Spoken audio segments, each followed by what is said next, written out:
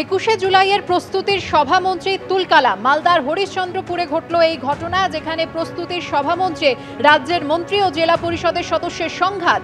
মন্ত্রী তাজমুল হোসেন বনাম বুলবুল খান, দুপক্ষের অনুগামীদের বচসা, ধস্তাধস্তি, হাতাহাতি।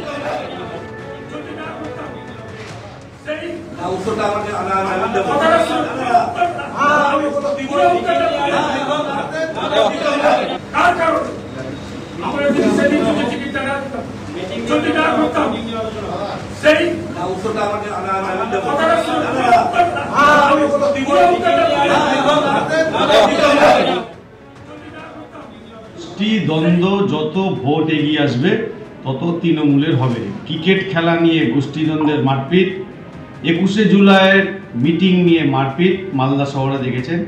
আজকে হরিশ্চন্দ্রপুরে মারপিট বিধায়কের সঙ্গে আরেক গোষ্ঠী।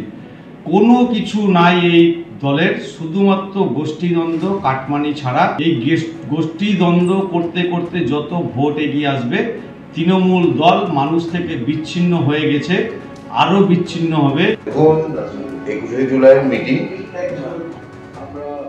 মতান্তর হয়েছে বলে আমাদের কাছে কোনো এখন অবধি খবর নেই।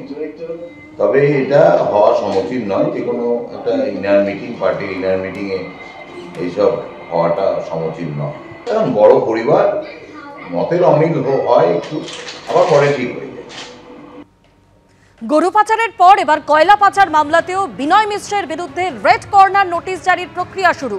আরও বিস্তারিত জানতে কথা বলবো আমাদের প্রতিনিধি প্রকাশ সিনহার সঙ্গে।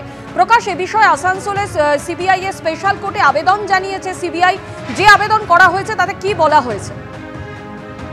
দেখো, তুমি জানো যে বিনয় মিশ্রা, তার নাম কিন্তু একদিকে যেমন গরু পাচার মামলায় উঠে এসেছিল, তেমনই কিন্তু কয়লা পাচার মামলায় তদন্ত করতে গিয়ে সিবিআই দাবি ছিল যে তার নাম উঠে এসছে এবং আর্থিক লেনদেনের কিছু তথ্য পাওয়া গেছে।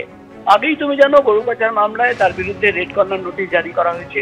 কিন্তু যেটা দেখার বিষয় যে সম্প্রতি কয়েকদিন আগেই সিবিআই এর তরফে আসানসোলে যে সিবিআই স্পেশাল কোর্ট, যেখানে কয়লা পাচার মামলা তদন্ত চলছে, ইতিমধ্যেই বিচার প্রক্রিয়া শুরু হয়েছে এবং তাকে অ্যাবসকন্ডার দেখিয়ে বিচার প্রক্রিয়া শুরু করা হয়েছে। সেখানে কিন্তু সিবিআই তরফে একটা আবেদন করা হয় যে তারা বিনয় মিশ্রার বিরুদ্ধে কয়লা পাচার মামলায় রেড কর্নার নোটিশ জারি করতে চায় এবং ব্রিটেন এবং নর্দার্ন আয়ারল্যান্ড থেকে তাকে কিন্তু এক্সট্রাডাইট করা, অর্থাৎ এই দেশে ফিরিয়ে আনার প্রক্রিয়া তারা শুরু করতে চায় এবং এই সংক্রান্ত সমস্ত ডোজিয়ার, ডকুমেন্ট এবং নথি তারা কিন্তু কোর্টে জমা দেন, সিবিআই তরফে জমা দেওয়া হয় এবং সেই নথি দেখে কোর্টের অনুমতি ইতিমধ্যেই পাওয়া গেছে। কোর্ট সূত্রের খবর যে সিবিআই কে অনুমতি দেওয়া হয়েছে এবং সিবিআই এর আধিকারিকরা বিনয় মিশ্রার বিরুদ্ধে কয়লা পাচার মামলায় যে রেড কর্নার নোটিশ জারি করা এবং ব্রিটেন এবং নর্দার্ন আয়ারল্যান্ড থেকে তাকে এক্সট্রাডাইট করার যে প্রসেস, সেই প্রসেসের প্রথম প্রক্রিয়া হচ্ছে সিবিআই এখান থেকে মিনিস্ট্রি অফ হোম অ্যাফেয়ার্স অর্থাৎ বিদেশ মন্ত্রককে সমস্ত ফাইল পাঠাতে হয়। সেই ফাইল ইতিমধ্যেই পাঠিয়ে দেওয়া হয়েছে। সেখানে কিন্তু বিনয় মিশ্রার কয়লা পাচার মামলায় যে সমস্ত ইনভলভমেন্ট এবং আসানসোল কোর্টের যে অনুমতির পাওয়ার নির্দেশ নামা, সেই কপি পাঠানো হয়েছে। সব মিলে কিন্তু আমরা দেখতে পাচ্ছি একদিকে যেমন কয়েক বছর আগেই গরু পাচার মামলায় বিনয় মিশ্রার বিরুদ্ধে রেড কর্নার নোটিশ জারি করা হয়েছিল, এবার কিন্তু বিনয় মিশ্রার বিরুদ্ধে কয়লা পাচার মামলায় রেড কর্নার নোটিশ জারি করার প্রক্রিয়া এবং ব্রিটেন এবং নর্দার্ন আয়ারল্যান্ড থেকে তাকে এক্সট্রাডাইট করার যে প্রক্রিয়া, সেই প্রক্রিয়া ইতিমধ্যে সিবিআই শুরু করেছে।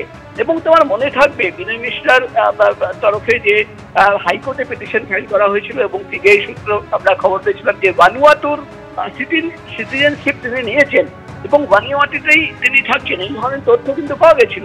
কিন্তু সিবিআই এর এই আবেদনপত্রে তুমি দেখতে পাচ্ছ দুটো নাম লেখা রয়েছে, একটা ব্রিটেন এবং একটা নাম লেখা রয়েছে নর্দার্ন আয়ারল্যান্ড। এবার এইটা দেখে কিন্তু প্রশ্ন উঠতে শুরু করেছে যে বিনয় মিশ্রা কোথায় রয়েছেন? বিনয় মিশ্রা ভানুয়াতুতে রয়েছেন, নাকি ব্রিটেনে রয়েছেন, নাকি নর্দার্ন আয়ারল্যান্ডে রয়েছেন? এটাই কিন্তু এখন সবচেয়ে বড় প্রশ্ন। কিন্তু সব মিলে আমরা দেখতে পাচ্ছি যে কয়লা পাচার মামলার পর বিনয় মিশ্রার বিরুদ্ধে এবার কয়লা পাচার মামলায় তারা একেবারে প্রকাশ, ধন্যবাদ।